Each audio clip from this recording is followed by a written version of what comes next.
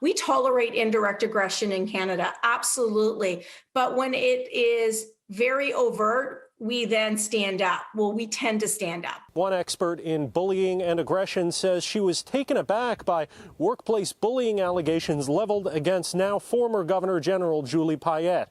However, Professor Tracy Vaillancourt says it's not because workplace bullying is rare in Canada. It's actually quite common. So Canadian prevalence rates are around 40%, and that may seem extremely high, but it mirrors what we see with schoolyard bullying. We have an issue in the Canadian workplace with bullying and the abuse of power. The report into Rideau Hall released Wednesday didn't determine guilt or verify allegations, but it included testimony from 92 current and former staff members. Of those, 43 described Rideau Hall as hostile or negative, with another 26 using the words toxic or poisoned when talking about what work was like.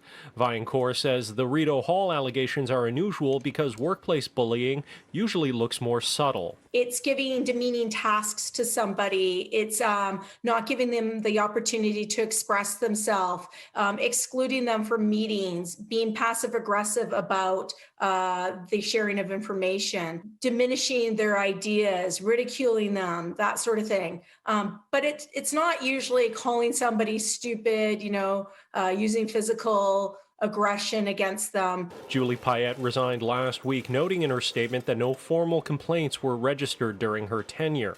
But opposition parties say changes need to be made to ensure future governors general can't collect pensions or use expense accounts if they resign under a cloud. Really, we want to know from Justin Trudeau, was there an agreement that led to the resignation? What did he say in that agreement?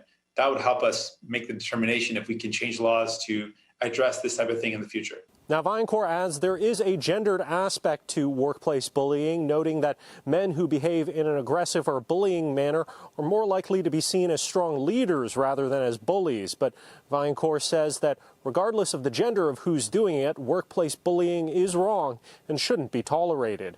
In Ottawa, Shali Lee, City News.